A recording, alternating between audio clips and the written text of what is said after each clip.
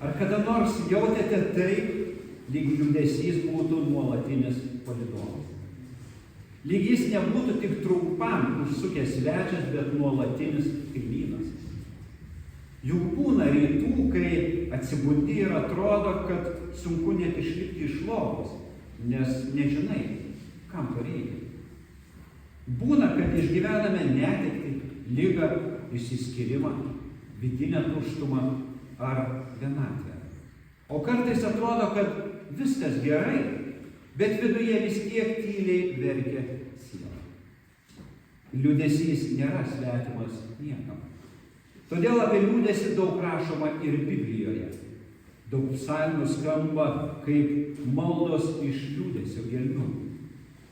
Jėzus verkė, pranašai kentėjo, apaštalai buvo persekiojami, atstumti, įkalinti. Krikščionybė niekada nesiūlė rožėmis kloto kelio. Tačiau Dievo žodis parodo, kad ir liūdesio laikotarpiais galime rasti džiaugsmo. Džiaugsmo, kuris nepriklauso nuo emocijų ar aplinkybių. Šiandien pažvelgime į 1 Petro laišką, kurį girdėjote. Jis buvo parašytas žmonėms, kurie tikrai žinojo, kas yra kančia. Jie buvo ištremti, atskirti, persekiojimai. Bet būtent jiems Petras kalba apie gyvą viltį ir neišpasakytą džiaugsmą. Apaštalas Petras rašo: šlovė Dievui, mūsų viešpaties Jėzaus Kristaus tėvui, kuris iš savo didžio gailestingumo Jėzaus Kristaus prisikėlimu iš numirusių yra atgimdęs mus gyvai vilčiai. Pirmasis dalykas, kurį turime suprasti, tai yra mūsų džiaugsmas remiasi ne mūsų pastangomis, ne mūsų sėkme, ne mūsų sugebėjimais suktis. Mūsų džiaugsmas remiasi Dievo gailestingumu ir Jėzaus prisikėlimu. Tai reiškia, kad net kai viskas lysta iš rankų, mūsų viltis stovi ant tvirto pamato. O kodėl ši viltis vadinama gyva? Nes ji kyla iš gyvo Kristaus.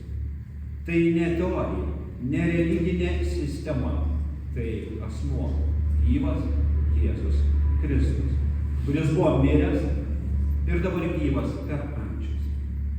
Kai mūsų viltis šitame pasaulyje miršta, Jėzaus prisikėlimas tampa ta šviesa, kuri nenustoja šviesti. Kristaus prisikėlimas reiškia, kad net mirtis neturi paskutinio žodžio.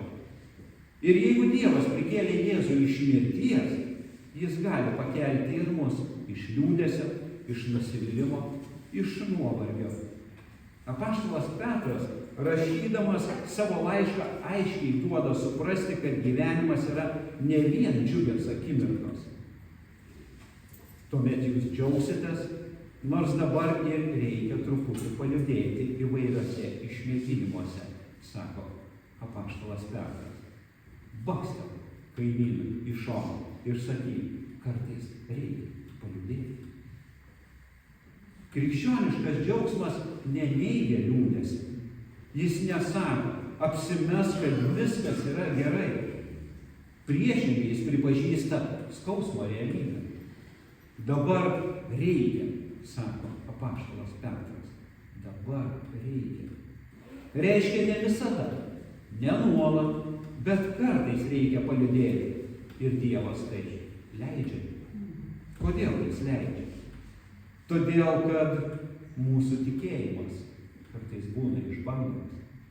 Apaštalas Petras savo laiške tęsia. Taip jūsų nuoširdus tikėjimas brangesnis už pragaištingą auksą, kuris ugnimi ištiriamas, bus pripažintas vertas pagyrimo, šlovės bei pagarbos, kai apsireikš Jėzus Kristus. Tai gilus dvasinis principas. Tikėjimas be išmėginimų lieka paviršutiniškas, šaltas. Kaip aukso negalima išgryninti be ugnies, taip ir dvasinio brandumo neįmanoma pasiekti be išmėginimų.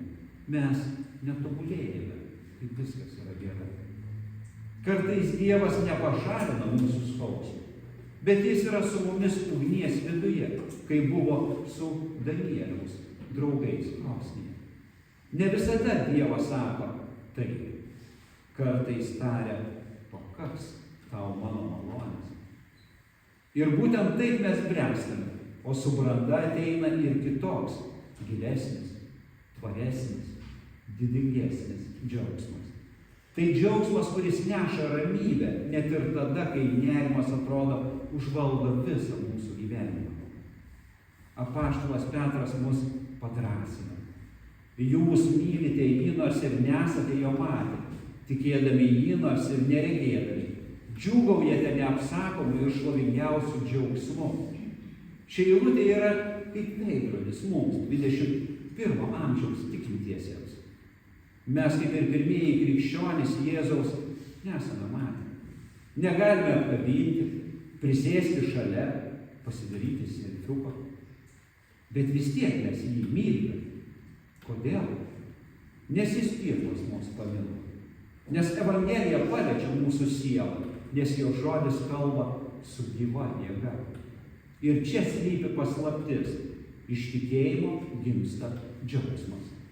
Ne iš regėjimo, ne iš sėkmės, bet iš pasitikėjimo tuo, kas dar nematoma.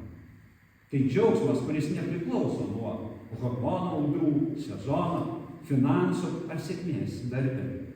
Tai neapsakomas džiaugsmas.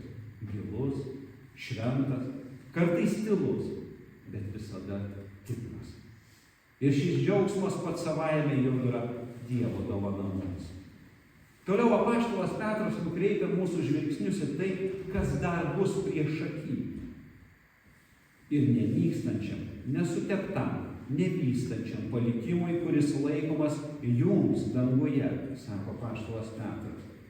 Jūs Dievo galybė ir sergsti tikėjimų išganimui, kuris parengtas apsireikšti paskutiniu metu. Krikščionio žvilgsnis turi būti ne tik į šią dieną, bet ir į amžinybę.